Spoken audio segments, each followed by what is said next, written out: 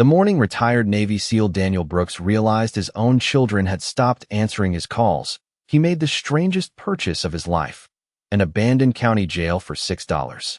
Before we go any further, if stories about loyalty, second chances, and the kind of truth that refuses to stay buried means something to you, subscribe to the channel and tell us in the comments what you would have done in Daniel's place. Because what he found behind those rusted bars was not just a forgotten building. It was a secret powerful enough to pull one lonely man back from the edge, heal wounds across an entire county, and prove that sometimes the unwanted places are the ones still holding the most important truths. Daniel sat alone in his pickup while rain whispered across the windshield. The parking lot outside the county auction office was empty now, washed clean and gray beneath a low Montana sky. Beyond the glass, the world looked cold, distant, and almost finished with him. At 68, Daniel had never imagined his life narrowing to this. He had spent decades serving his country, protecting strangers, carrying responsibility without complaint. He had been a husband, a father, the steady man people called when something broke and no one else knew what to do.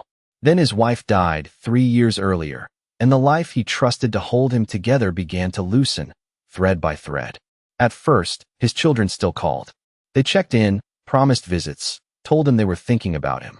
But grief made everyone uncomfortable, and busy lives have a cruel way of becoming an excuse. The calls grew shorter. Visits became rare. Invitations disappeared. Eventually, Daniel understood he had become a voice they sent to voicemail and a name they meant to call back when life slowed down. Life never slowed down. Beside him sat Titan, a black and tan German shepherd with intelligent amber eyes and the quiet patience of a soul that understood more than language could explain.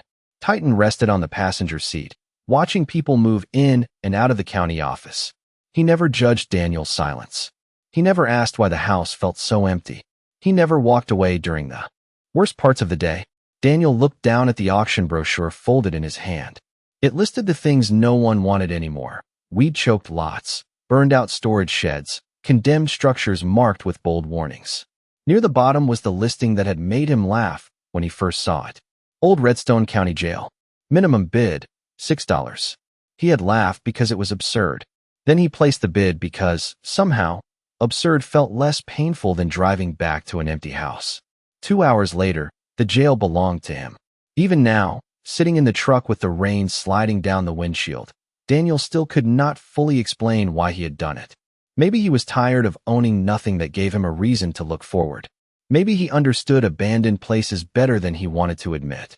Maybe some part of him looked at that forgotten building and thought, I know what it means when everyone decides you are no longer useful. By late afternoon, Daniel and Titan followed a winding county road through miles of open countryside. The rain finally stopped, and sunlight broke through the clouds and beams that touched the wet fields.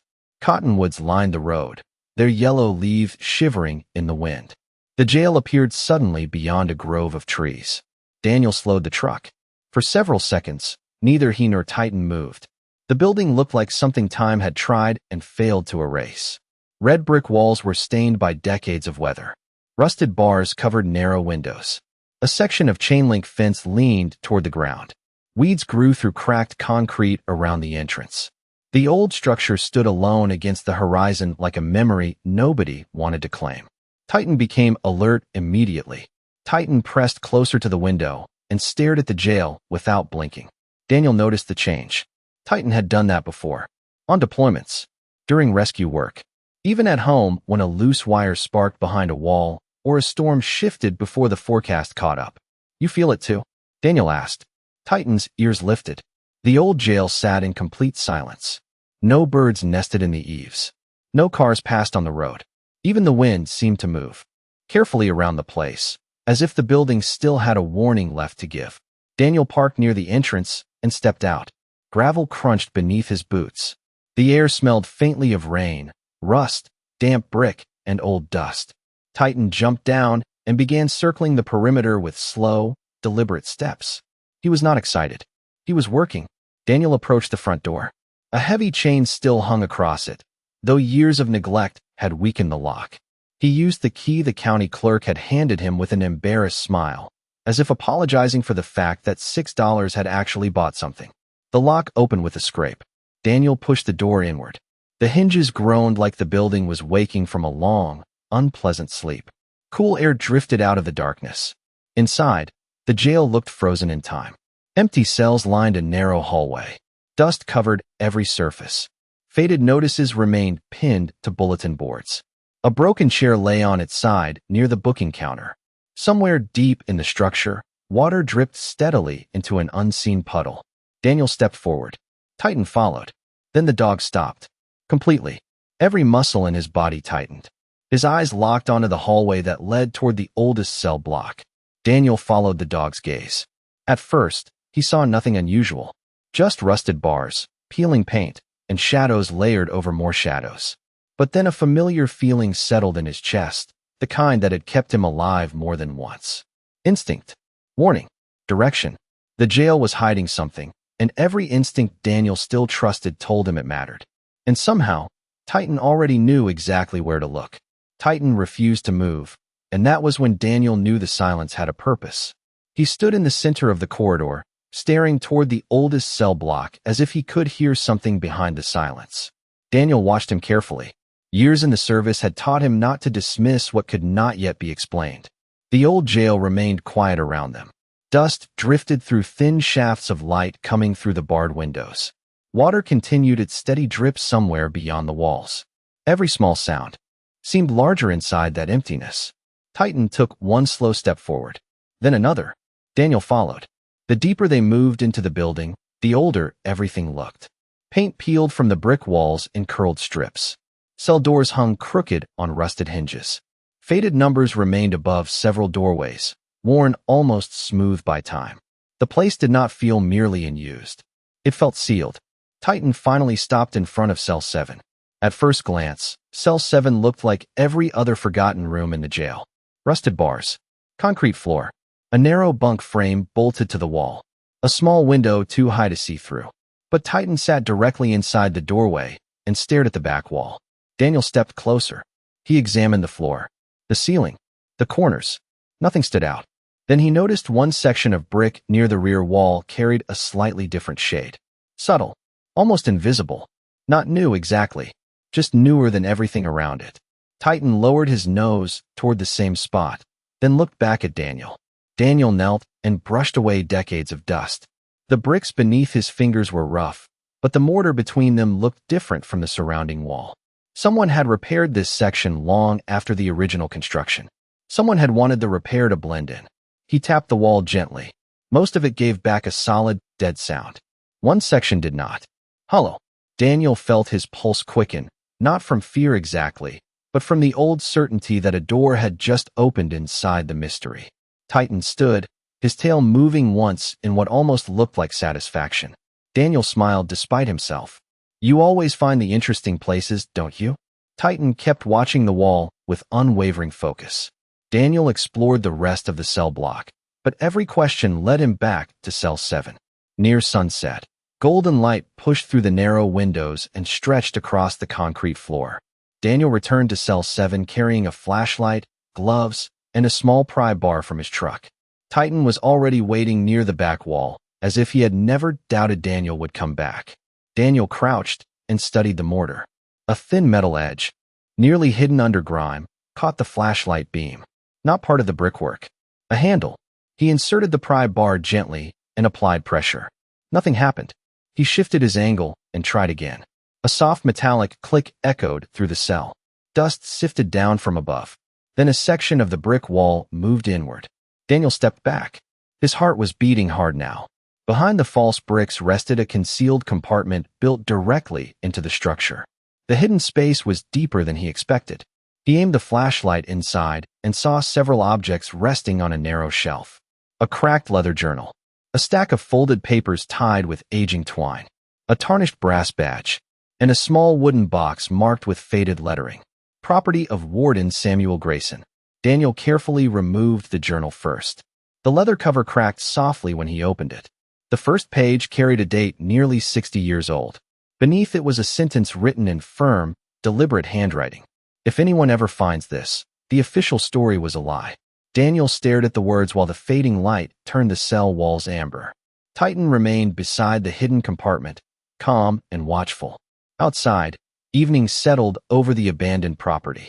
Inside Cell 7, a secret sealed behind bricks for generations had finally been found, and Daniel already knew the discovery would not make the mystery smaller. It would make it much larger. Daniel carried the journal to the former warden's office and set it beneath the beam of a battery lantern. Darkness pressed against the windows. The old jail groaned softly as the temperature dropped. Wind slipped through cracks in the brick and whispered along empty hallways. The building no longer felt abandoned. It felt awake. It felt watchful, almost as if the walls knew he had finally begun asking the right questions.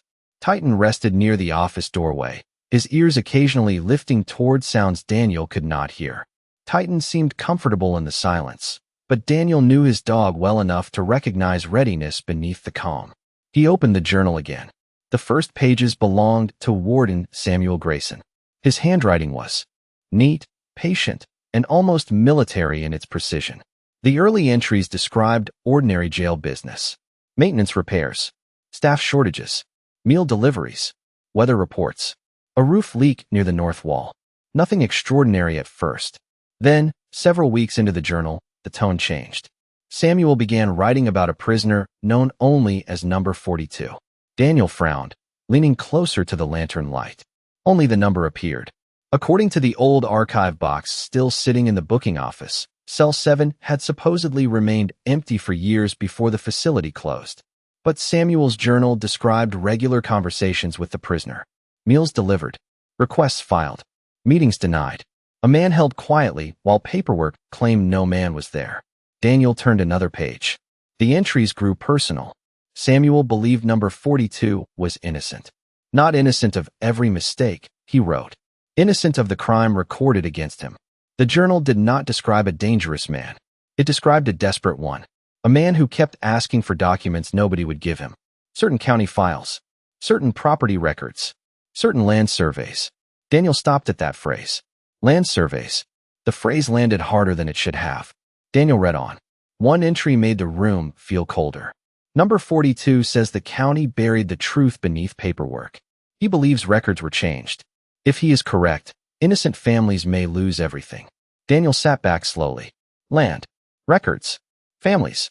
A prisoner erased from official logs. A warden hiding evidence behind the wall of a cell. Somehow the secret inside the jail connected to something much larger outside it. He untied the bundle of papers recovered from the compartment. Most were copies of letters Samuel had sent to county officials. Requests for review. Requests for confirmation. Requests for someone, anyone, to look again. The replies were brief and dismissive. Then Daniel unfolded a map. The old paper crackled in his hands. It showed Redstone County as it had existed decades earlier. Several properties were circled in red. One large tract at the center of the marked area carried a family named Daniel. Knew immediately. Holloway. Frank Holloway's family owned half the county now, or at least that was how people described it in diners and feed stores. Their cattle operations stretched across multiple valleys. Their name appeared on buildings, scholarships, and campaign donations. People spoke of them with a mix of respect and caution. Daniel studied the map more carefully and noticed a handwritten note in the margin. Original records moved before review. Check lower storage. Titan stood immediately. The movement was so sudden that Daniel looked up at once. Titan walked toward a bookshelf near the office wall. Not the journal. Not the map. The shelf. He lowered his nose to the bottom corner and waited. Daniel felt that familiar tightening in his chest. Every major discovery had begun exactly this way. He crossed the room and studied the shelf. Most of the books were old legal manuals, county procedure binders, and jail regulations coated in dust. Yet one section near the bottom looked slightly cleaner, as if it had been disturbed long ago and then forgotten again. Daniel removed several books. Behind them was a narrow metal panel built into the wall. Another compartment. Another answer hidden where ordinary eyes would pass right over it. He opened it carefully. Inside rested a small tin box no larger than a lunch pail. The lid carried a faded label. Basement storage key. Daniel stared at it, feeling the story pull him deeper. According to the county's auction disclosure, the jail's lower level had collapsed decades earlier after flooding and had been permanently sealed. The basement was supposed to be inaccessible. Samuel Grayson's journal suggested otherwise. Titan sat beside the box and looked up expectantly. Daniel laughed softly, though the sound carried more disbelief than humor. You always know where the story is hiding. The dog's tail brushed the floor once. Outside, wind rattled the old windows. Inside, another piece of the mystery rested in Daniel's hands. Somewhere beneath the rusted jail, behind sealed walls and buried records, the truth was still waiting. Daniel turned the basement key over in his hand again and again. The small piece of metal looked ordinary, worn edges, a little rust near the teeth. Yet everything they had found pointed toward it. Samuel's journal, the false wall in cell 7, the map marked in red, the reference to lower storage. Every trail seemed to descend into the forgotten level beneath the jail. Titan watched the key as though he understood exactly what it meant. Daniel checked his watch. Nearly 9 at night. Common sense told him to wait until morning to bring proper lights, tools, and maybe another set of hands. Curiosity did not care, and neither did the part of him that had survived by moving toward the unknown instead of away from it. He grabbed a flashlight, tucked Samuel's journal into his jacket, and stood. Titan rose at once, already prepared. The search led them through the oldest wing of the jail. Daniel followed the directions in Samuel's notes carefully, past the booking desk, through an abandoned records room, down a narrow maintenance corridor hidden behind a rusted steel door. The air grew colder with each step. The corridor ended at what looked like a solid brick wall. Daniel shined the flashlight over it. Nothing. Then he checked Samuel's journal again. The entry mentioned a release mechanism behind an electrical panel on the left. He found the panel beneath thick dust and rusted screws. Inside rested a simple metal lever. Daniel pulled it. Then somewhere inside the wall, gears shifted. A low grinding sound echoed through the corridor. The brick wall moved inward. Cool air drifted up from the darkness beyond, carrying the scent of stone, damp earth, and old paper. Titan stepped closer, ears forward. Beyond the opening was a staircase descending into blackness. The hidden basement had survived. Daniel switched his grip on the flashlight and started down. Each step groaned beneath his boots. The stairs were narrow, but solid enough. At the bottom, the beam of light opened onto a room far larger than he expected. Stone walls stretched into shadow. Rows of shelves lined the space. Filing cabinets occupied one side. Wooden crates filled another. Someone had transformed the basement into a hidden archive, not a storage room. A repository, carefully protected by people who had known the truth might someday need witnesses. Titan moved slowly through the aisles, nails clicking softly against concrete. Daniel swept the light across boxes labeled in careful handwriting. Land surveys, county reviews, property transfers, witness statements. His heartbeat accelerated. Everything here connected directly to Samuel's journal. Then he noticed a large photograph mounted on the far wall. It showed several men and women standing in front of the jail decades earlier. One face was clearly a younger Samuel Grayson. Beside him stood another man holding a stack of survey maps. Under the photograph was a small brass plaque. Redstone Truth Committee. Daniel stared at the words. So Samuel had not been alone. Other people had known. Other people had tried. The deeper Daniel searched, the more obvious it became that the truth had not survived by accident. Ordinary people had risked their reputations, their jobs, perhaps even their safety, to preserve records the county had decided to forget. Titan suddenly stopped beside a filing cabinet near the back wall. His posture changed instantly. Focused. Certain. Daniel walked over. The cabinet appeared older than the others. A brass tag identified it as private collection. The bottom drawer remained locked. Daniel examined the keyhole. The basement key fit perfectly. He turned it. The lock released. Inside rested a single leather case. Nothing else. No loose files. No folders. Just the case. Daniel carried it to a nearby table and opened it beneath the flashlight beam. Inside was a collection of documents tied with faded ribbon. The top page carried an official county seal. Beneath it appeared a title that made Daniel stop breathing for half a second. Final review of the Holloway properties. Frank Holloway's family name. The same name circled repeatedly on the map hidden inside Cell 7. The same name connected to nearly every disputed property. Titan sat beside the table and watched quietly. Daniel slowly reached for the first page. Somewhere in that basement, buried beneath decades of silence, waited the explanation for everything. Daniel sat beneath the weak glow of a battery lantern while the hidden basement archive stretched around him like a forgotten chapel built from paper and stone. Dust moved slowly through the light.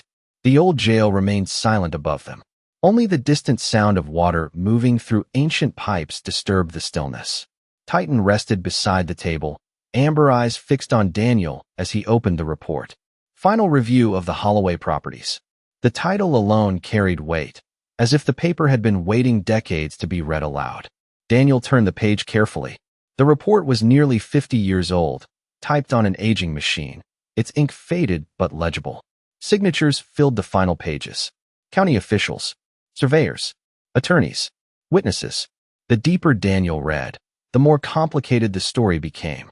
According to the review, several properties transferred into Holloway ownership through records later determined to be inaccurate. Not stolen outright. Not forged in some dramatic criminal scheme. Inaccurate. The distinction appeared again and again. Survey markers had been misplaced decades earlier. Boundaries were recorded incorrectly. Clerical errors were repeated so many times they became accepted facts. Over the years, small mistakes multiplied until families lost land. Neighbors stopped trusting neighbors, and the Holloway name became the center of resentment no one could fully prove. Daniel leaned back. He had expected a villain. Most people did, because villains make pain easier to understand. But the records described something messier and more painful. Human error, pride, fear, delay. A system that saw the problem and then moved too slowly to correct it.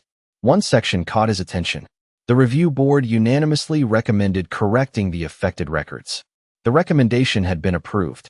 Then the file simply ended. No implementation. No public hearing. No final action. No explanation.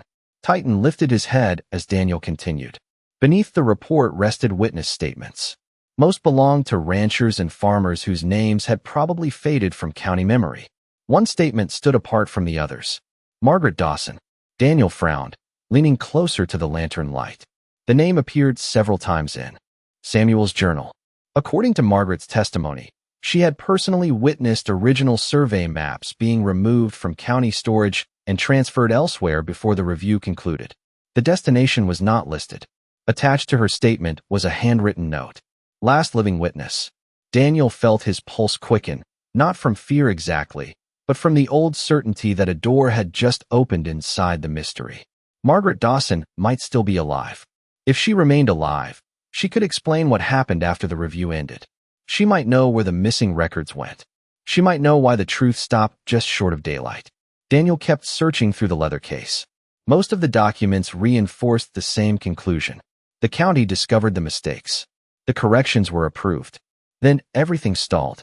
Near the bottom, he found a folded photograph. It showed several people standing outside the jail decades earlier. Samuel Grayson, county officials, surveyors, farmers, and a young woman Daniel recognized from the witness statement. Margaret Dawson. On the back, someone had written 3 words. She remembers everything. The basement felt smaller suddenly, more focused. Every clue pointed toward one person. Titan stood and walked toward a crate near the far wall. Titan stopped beside it and waited. Daniel looked at him. Not finished yet. Titan's tail brushed the floor once. The crate was old, unlabeled, and held together by rusted nails. Daniel opened it carefully. Inside rested a collection of journals wrapped in cloth. Most belonged to Samuel Grayson. One did not. The final journal carried a different name on the cover. Margaret Dawson. Daniel opened it immediately. The first page contained only one sentence. If these records are found, come to the lake before anyone else does. Daniel stared at the words. Then he looked up. Beyond the hidden archive, dawn was beginning to brighten the horizon. Hours had passed without him noticing. The old jail remained silent above them. Titan returned to Daniel's side and rested his head briefly against his knee. Somewhere beyond Redstone County, beyond the records and the years of silence, the last living witness was waiting. And if Margaret's journal was telling the truth, she was running out of time. Daniel left the jail just after sunrise. Pale orange lights stretched across the fields while mist drifted low over the grass. He locked the hidden archive behind him and secured the journals, photographs, and reports inside waterproof containers in the warden's office. For the first time since buying the jail, he felt the mystery had a direction. Margaret Dawson, the final person who might explain why the truth had disappeared. Titan sat quietly beside him as the truck followed a narrow highway north toward the lake mentioned in the journal. Titan slept for part of the drive, though every time Daniel glanced over, one amber eye seemed partly open. Watching. Ready. The lake appeared nearly 3 hours later, stretching across the horizon like polished glass beneath the morning sky. Pine trees surrounded the shoreline. Small cottages hid among the forest. The place felt peaceful in the way remote places do, as if the world's noise had trouble finding it. According to county records Daniel found online before leaving town, Margaret Dawson lived in the final cottage at the far end of the lake. He parked beneath cedar trees and stepped out. Cool air carried the scent of water and pine needles. Titan immediately became alert. The cottage was simple. White paint, stone chimney, wooden porch facing the lake. Nothing unusual, except someone was waiting. An elderly woman sat quietly in a rocking chair near the front door. She seemed completely unsurprised by their arrival. Daniel approached slowly, Titan at his side. Before he could introduce himself, the woman smiled faintly. "You found Samuel's basement, didn't you?" Daniel stopped. Margaret Dawson looked much older than the photograph in the leather case. Her hands were thin, her shoulders narrow, her hair white and pinned neatly behind her head. But her eyes remained sharp, intelligent, almost amused. "You know who I am?" Daniel asked. Margaret nodded. "You bought the jail. People talk." Her smile deepened. "Besides, I knew someone would eventually come." She invited them onto the porch. The lake shimmered. Behind her, wind moved gently through the pines. For a long moment, none of them spoke. Then Margaret looked down at Titan. "And this must be the one doing all the hard work." Daniel laughed softly. "More than he gets credit for." Titan accepted the compliment with quiet dignity. Margaret disappeared inside and returned with a wooden box. It was smaller than the containers Daniel had discovered in the jail, but something about the way she carried it made it feel heavier. She placed it carefully on the table between them. "Samuel asked me to keep this safe," she said. Daniel's pulse quickened. Another box. Another layer. Margaret folded her hands. "The records you found explain what happened. This explains why it happened." Daniel opened the box carefully. Inside were letters, photographs, and one leather-bound notebook. The first page carried a familiar name. Frank Holloway. Daniel frowned, leaning closer to the lantern light. According to nearly every document discovered so far, the Holloway family had benefited from the disputed transfers. But Samuel's records suggested the story was more complicated. Margaret watched him quietly. People always blamed Frank's father. Daniel looked up. "Should they have?" "No," she said immediately. No hesitation. No uncertainty. She opened the notebook and pointed to a specific entry. Daniel began reading. The words described a county official named Walter Garrison, a man whose signature appeared throughout the review files. According to the notebook, Garrison made a series of decisions based on inaccurate surveys, incomplete records, and pressure to keep land transactions moving. Poor judgment. Faulty information. Administrative failure. Not corruption. Not greed. Mistakes. Human mistakes. The consequences spread across decades. Margaret sighed softly. That is why nobody wanted to talk about it. People like clean stories. A bad man. A stolen farm. A hero who fixes it. But that was not what happened. Daniel understood. People preferred villains because villains made pain easier to carry. Reality rarely offered such mercy. Then Margaret handed him a photograph. It showed Samuel Grayson standing beside Frank Holloway's father many years earlier. Both men looked younger, determined, almost hopeful. On the back, someone had written a single sentence. "We tried to fix it before time ran out." Daniel stared at the words. Everything was shifting again. The deeper he searched, the less the truth resembled accusation and the more it resembled grief. And somehow, that made it feel more honest. Daniel remained on Margaret Dawson's porch long after the sun disappeared behind the lake. Photographs, notebooks, and letters lay spread across the small wooden table between them. Pine trees swayed gently in the evening breeze. The water reflected the first stars. Everything looked peaceful. Inside Daniel's mind, the story kept rearranging itself. The truth was not a simple battle between right and wrong. It was a tragedy built from error, pride, silence, and the fear of consequences. Margaret poured him another cup of coffee. Her hands trembled slightly with age. Samuel used to say the truth was never hidden, she said softly. People just stopped looking. Daniel thought about Cell 7, the basement archive, the journals wrapped in cloth. She was right. The evidence had survived. It had waited for someone willing to keep opening doors. Titan rested near the edge of the porch, watching darkness settle over the lake. Titan seemed relaxed. For the first time since arriving, Daniel felt the same. Then Margaret reached beneath the table and pulled out a thin folder. Unlike the others, it carried no label, no dates, no official markings. She placed it in front of him. This is what Samuel never found. Daniel looked at her. I thought the basement contained everything. Almost everything. He opened the folder carefully. Inside were only a few pages, but the first document tightened the room around him. A county memorandum written shortly after the original review concluded. According to the memo, officials had planned a final public hearing to correct the disputed records. Notices were prepared. Witnesses agreed to testify. Families were to be notified. Then the hearing was canceled. Daniel turned another page. A second memorandum followed. Delayed. A third. Postponed. A fourth. Suspended. Then, nothing. He looked up. Why? Margaret's expression softened. Because nobody wanted to reopen old wounds. Correcting the records would affect dozens of families. Some would gain property. Others might lose land they believed belonged to them. Even if the corrections were justified, the process would hurt people who had built lives around the mistake. County leaders chose the easier path. Delay. Ignore. Let time do what courage would not. Daniel lowered his eyes back to the documents. The truth had not been buried by one man's evil. It had been buried by fear, delay, and the quiet cowardice of people who hoped time would erase responsibility. Margaret leaned back in her chair. Most people are not afraid of lies, she said. They are afraid of what happens after the truth is spoken. Silence settled between them. Across the lake, a loon called into the darkness. Then Margaret removed a photograph from the folder. Daniel recognized the faces now. Samuel Grayson, Frank Holloway's father, Margaret Dawson, several county officials, all standing together outside the courthouse. On the back someone had written, "We promise to finish this someday." Daniel stared at the words. They did not feel like a note. They felt like a responsibility passed through time. Margaret watched him carefully. You know the strange part? What? She looked toward the photograph. Everyone thought the jail held prisoners. But all these years, it was really holding the truth.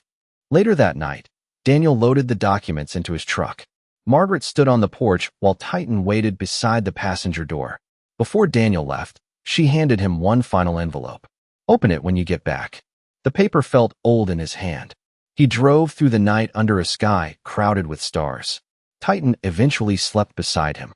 Hours later, the old jail appeared against the horizon, dark and silent. Daniel carried the envelope into the warden's office and sat beneath the lantern light. He opened it slowly. Inside was a handwritten letter from Samuel Grayson himself. The final sentence stopped him completely. If you are reading this, then someone finally cared enough to finish what we could not. Daniel lowered the page and stared into the silence. Outside, wind moved through rusted bars and empty hallways. Inside, he finally understood. The mystery had never been only about discovering the truth. It was about finding someone willing to carry it the rest of the way. Samuel's letter remained on Daniel's desk long after the lantern burned low. If you are reading this, then someone finally cared enough to finish what we could not. The words echoed through the old jail. Moonlight filtered through rusted bars and broken windows. Wind moved softly along empty corridors. The building no longer felt abandoned. It felt awake. It felt patient, as though it had spent decades waiting for someone who would not turn away. Titan rested near the doorway with his head on his paws. He looked relaxed, but Daniel knew better. Titan often became calmest right before something important surfaced. The next morning arrived beneath a sky covered in silver clouds. Daniel spent hours organizing the documents recovered from the basement archive. Every map, every testimony, every review report. Piece by piece, the story became clearer. The county had discovered the mistakes. The review board had approved corrections. The process had stalled. The truth survived only because ordinary people refused to let it disappear completely.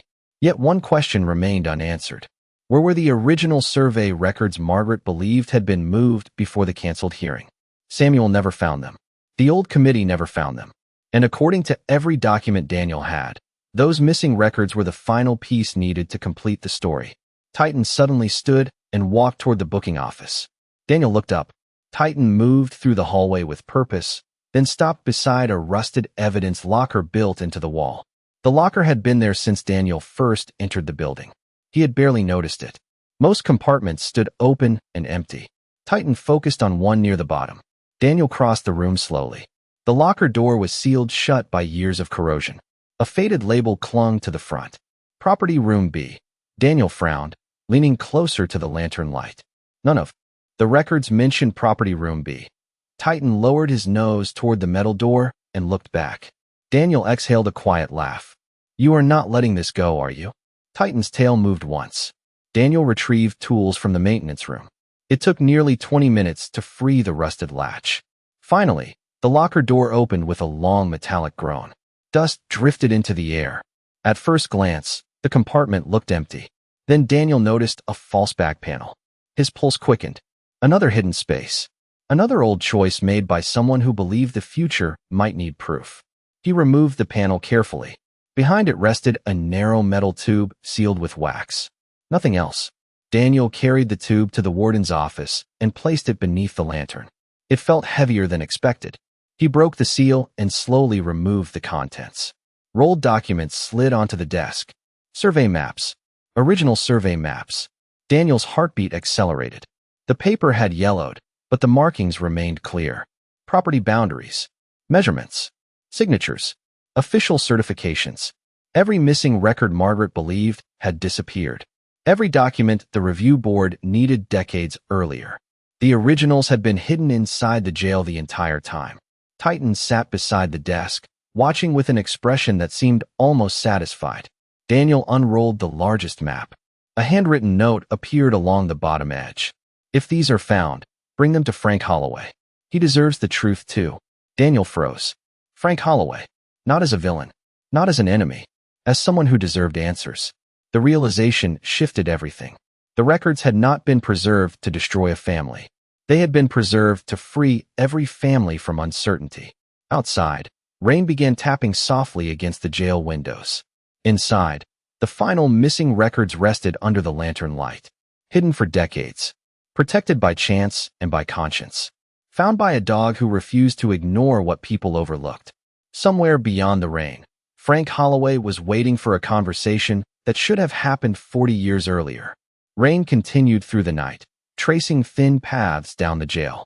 Windows while wind whispered through rusted bars. Daniel barely slept. The original survey maps rested on the desk beside Samuel's journal and Margaret's testimony. Every discovery had led to this moment. The missing records were no longer missing, and the silence around them could no longer protect anyone from the truth. The truth that had survived behind walls, beneath floors, and inside sealed compartments now sat in plain sight. But one instruction remained unfinished. Bring them to Frank Holloway. Shortly after sunrise, Daniel packed the documents into a weatherproof case and placed it carefully on the passenger seat. Titan jumped into the truck and settled beside it immediately, as if guarding the records was now his responsibility. The drive into town felt different. For the first time since buying the jail, Daniel was not searching for answers. He was carrying them, and with them, the weight of every family that had waited too long for answers. Frank Holloway's office overlooked the town square from the second floor of an old brick building. Daniel had expected wealth, confidence, maybe even arrogance. Instead, he found a quiet man in his late 70s sitting alone behind a desk covered with photographs and paperwork. Frank looked older than his newspaper portraits. Tired, thoughtful, human. When Daniel introduced himself, something changed in Frank's expression. Not surprise. Recognition. You found Samuel's records, Frank said softly. Daniel nodded. And the original surveys. Silence filled the room. Frank slowly removed his glasses and looked out the window toward the town square. For several moments, he said nothing. Then he laughed quietly, not with amusement, but with relief. My father spent half his life looking for those. Daniel placed the weatherproof case on the desk and opened it. The old survey maps appeared beneath the office light. Frank stared at them as if he were seeing ghosts. His fingers trembled when he touched the edges of the paper. I was beginning to think they never existed. Daniel sat across from him. The conversation lasted hours. Frank explained that his father had been blamed for years, not because he created the problem, but because his family benefited from it. Every time land disputes surfaced, the Holloway name appeared nearby. Over time, people stopped asking questions and started assigning guilt. His father spent decades searching for the original records to prove the truth was more complicated. Samuel Grayson had helped him. Margaret Dawson had helped him. Others had helped too. They simply ran out of time. Daniel listened quietly. The story felt painfully familiar. Good people carrying burdens they did not create. Families separated by silence. Truth delayed until almost everyone who needed it was gone. Then Frank opened a desk drawer and removed a photograph. Daniel recognized the faces immediately. Samuel Grayson, Margaret Dawson, Frank's father, several county officials, all standing together outside the jail, smiling, hopeful. On the back was a sentence. Truth takes longer than lies, but it arrives eventually. Daniel read it twice. By late afternoon, Frank agreed to accompany him to the County Historical Review Board. The evidence was finally complete. Original surveys, review files, witness testimony, hidden archives. Every missing piece now existed in one place. Titan rested quietly in the back seat as they drove toward the courthouse. Titan seemed unusually calm. The searching was over. The finding was over. What remained was understanding, and Daniel was beginning to realize that understanding often demanded more courage than blame. As the courthouse came into view, Daniel looked toward the weatherproof case one final time. Months earlier, he had been a man whose family no longer called, buying a rusted jail for $6 because he had nowhere else to put his grief. Now he was carrying the truth of an entire community. The transformation felt impossible. Yet sitting behind him was the reason it had happened. Titan lifted his head and looked out the window. Daniel smiled. Somewhere inside that old jail, the truth had waited for decades. Not dead, not lost, simply waiting for someone who cared enough to keep opening doors. The County Historical Review Board gathered 3 weeks later inside a meeting room overlooking the town square. Morning sunlight streamed through tall windows and illuminated rows of tables covered with maps, photographs, journals, testimony files, and survey records. Every piece of evidence recovered from the jail rested in plain view. The compartment behind Cell 7, Samuel Grayson's journals, Margaret Dawson's testimony, the original survey maps. The documents no longer lived in darkness. They belonged to the light. Daniel arrived early. Titan walked beside him through the courthouse entrance with the calm confidence of a dog who had already completed his mission. People noticed them immediately. Historians, county officials, local families. Some recognized Daniel from articles about the abandoned jail. Others recognized Titan from stories spreading through town. Titan accepted the attention without interest. He stayed close to Daniel. Steady, loyal, unconcerned with recognition. Frank Holloway took a seat near the front. Margaret Dawson arrived with help from a county volunteer, her hand resting firmly on her cane.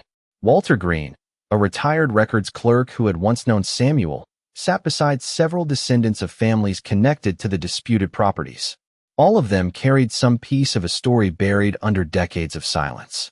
The meeting began shortly after 10. Rebecca Lawson, the county historian overseeing the review, stood at the front of the room and presented the evidence. Her voice was calm and measured. No accusations, no dramatic claims, only facts.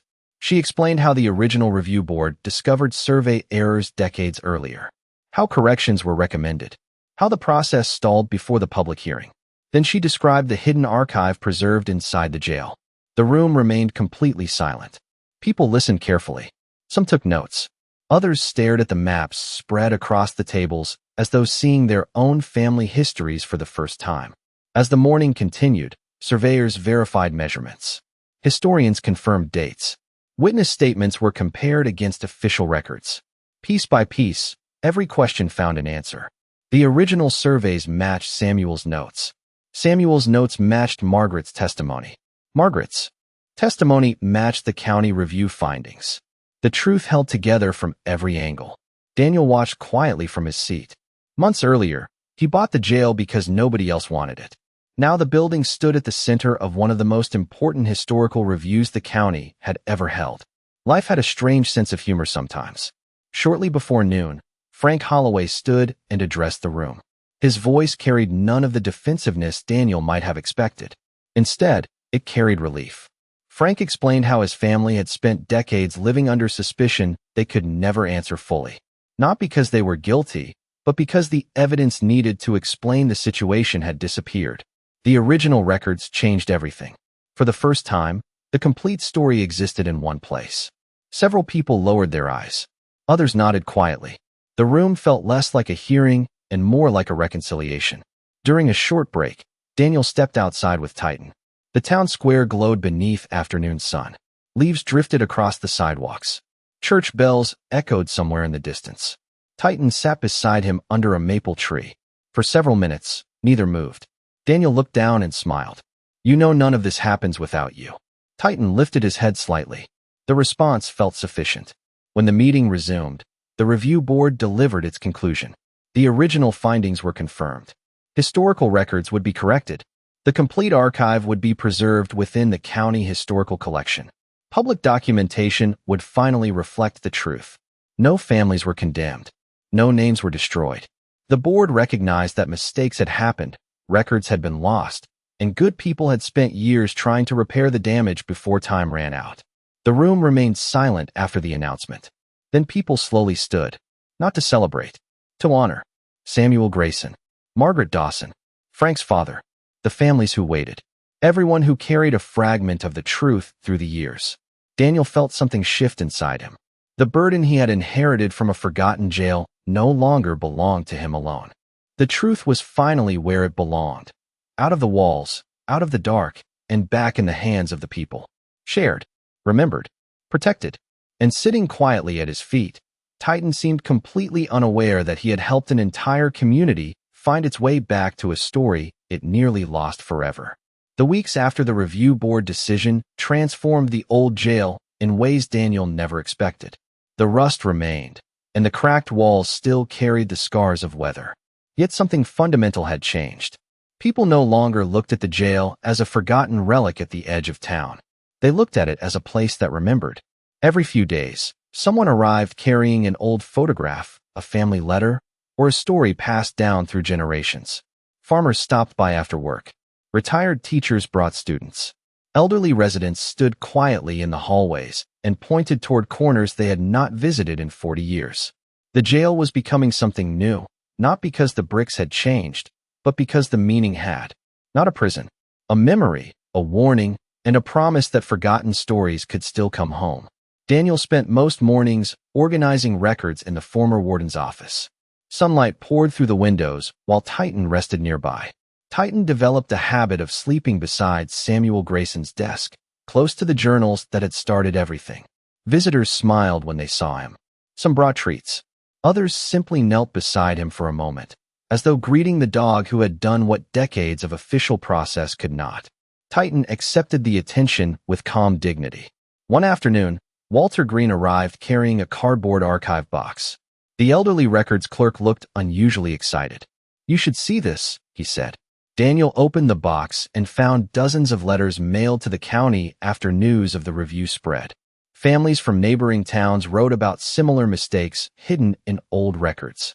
Historians offered assistance. Former county employees shared memories. The response surprised everyone. The truth uncovered inside the jail had encouraged people to revisit forgotten parts of their own history. Walter smiled. "Turns out people care about the truth more than anyone expected." Daniel nodded. He understood that now. Later that day, Frank Holloway arrived carrying a small wooden frame wrapped in cloth.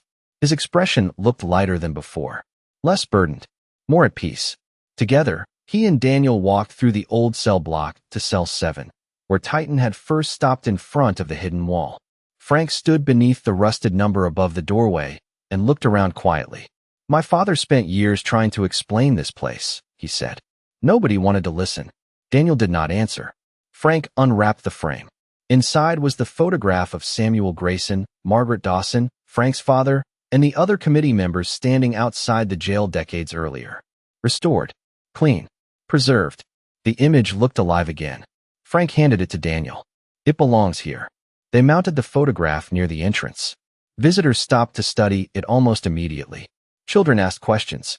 Adults shared memories. The people in the picture finally had names again. That evening, Daniel sat alone on a bench outside the jail while sunset painted the sky orange and gold. Titan lay beside him, watching the fields beyond the property. For a long moment, neither moved. Then Daniel noticed a familiar car pulling into the gravel lot. Margaret Dawson stepped out slowly with the help of her cane. Daniel crossed the yard to meet her. She smiled when she saw families moving through the building. Looks different now. Daniel glanced toward the jail. Children listened to stories in the hallway. Historians reviewed documents. Families stood together where prisoners had once stood alone. Yes, he answered softly. It does. Margaret looked toward Titan and smiled. Samuel would have liked that dog. Titan's tail moved once. They stood together watching the sunset. The old witness. The former Navy SEAL. Titan. 3 lives connected by a story that refused to disappear. As darkness settled across the fields, Daniel realized something important. The truth had finally been restored. But the greater miracle was what happened afterward. The truth brought people back together, not perfectly, not painlessly, but honestly. And somehow, inside a rusted jail nobody wanted, an entire community found a piece of itself again. Summer arrived slowly across the valley. Wildflowers spread through the fields surrounding the old jail. Fresh grass grew between the cracks in the concrete. The rust remained on the bars. The brick remained weathered by decades of sun and rain. Yet visitors often said the building looked different now. Lighter. As if a weight it carried for generations had finally been lifted. Daniel knew exactly what they meant. The jail had spent years holding forgotten stories. Now those stories belonged to everyone. Most mornings began the same way. Daniel unlocked the front entrance shortly after sunrise. Titan followed him through the hallways while golden light filtered between the bars and stretched across the floor. Titan had claimed a permanent place in the former warden's office beside Samuel Grayson's desk. Visitors laughed whenever they saw him there. Some joked that Titan had promoted himself to historian. The county historical collection continued growing every week. Families donated photographs. Retired surveyors contributed old notebooks. Former county employees shared records stored in attics and garages. Every discovery added another layer to the story. Not because new mysteries appeared, because people finally felt safe enough to remember. One afternoon, a school bus arrived carrying nearly 30 students. The children moved through the jail with wide eyes and endless questions. They stared at the hidden compartment inside Cell 7. They studied the original survey maps. They listened carefully while Daniel explained how small mistakes can grow larger when nobody takes responsibility for fixing them. Near the end of the tour, a young girl raised her hand. Why did everyone keep trying so hard? She asked. Daniel paused. The question deserved a real answer. He looked toward the photograph of Samuel Grayson hanging near the entrance, then toward the restored image of Margaret Dawson and the committee members. Finally, he glanced at Titan. Because some things are worth protecting, he said quietly. The students seemed satisfied. The answer stayed with Daniel long after the bus departed. Later that evening, Walter Green arrived with official county documents. The corrections approved by the review board had been completed. Historical records now reflected the original findings. Families received updated copies. Public archives were revised. The process that stalled for decades had finally been finished. Walter handed Daniel the final paperwork and smiled. Samuel would appreciate this. Daniel nodded. So would Margaret. So would Frank's father. So would everyone who had preserved pieces of the truth when silence would have been easier. As summer continued, people began using a different name for the building. Nobody called it the old jail anymore. Newspaper articles described it as the Redstone Historical Archive. Road signs pointed visitors toward it. Local businesses included it in community events. The transformation felt almost unbelievable. A structure purchased for $6 had become one of the most respected landmarks in the county. Yet Daniel understood something others often missed. The building itself had not changed all that much. What changed was what people chose to see. One evening near the end of August, Frank Holloway visited after closing. The two men sat outside watching the sun descend behind the hills. Titan rested nearby in the grass. For a long time, neither spoke. Then Frank smiled. You know what is funny? Daniel looked over. What? Frank glanced toward the jail. My father spent years trying to clear his name. Turns out what mattered most was understanding the truth. Daniel nodded. That was the lesson every path had led back to. Not blame, understanding, not victory, grace. As darkness settled across the valley, lights illuminated the windows of the former jail. The glow reflected softly against the old brick walls. Families would return tomorrow. Students would ask more questions. Historians would continue preserving records. Life would move forward. Yet the truth would remain. Protected, shared, remembered. And sitting quietly beneath the evening sky, Daniel realized the building no longer felt like a prison. It felt like a promise finally kept. 1 year later, autumn returned to Redstone County, and with it came the kind of quiet peace Daniel once believed was gone from his life forever. Golden fields stretched toward the horizon. Cottonwood leaves drifted across quiet roads. The air carried the scent of dry grass, cool earth, and distant wood smoke. The old jail stood exactly where it always had. Same brick walls, same rusted bars, same weathered foundation. Yet nothing about it felt the same. Not because the building had changed, because the story inside it was finally free. Daniel sat on a wooden bench outside the entrance as the afternoon sun descended toward the western hills. Visitors had gone home for the day. The archive rooms were quiet. The hallways rested in peaceful silence. It carried memories. Titan lay beside him beneath the shade of a maple tree. Titan's muzzle had grown noticeably wider over the past year. His movements were slower now, more deliberate. Yet his eyes remained the same. Calm, loyal, wise. Daniel often thought those eyes had guided him through the most important chapter of his life. The transformation still felt impossible sometimes. A year earlier, he had been a man abandoned by his family, living more in his truck than in his house, searching for a reason to keep moving forward. Then came a county auction. $6. A rusted jail nobody wanted. Looking back, the chain of events seemed almost unbelievable. Yet every step led here.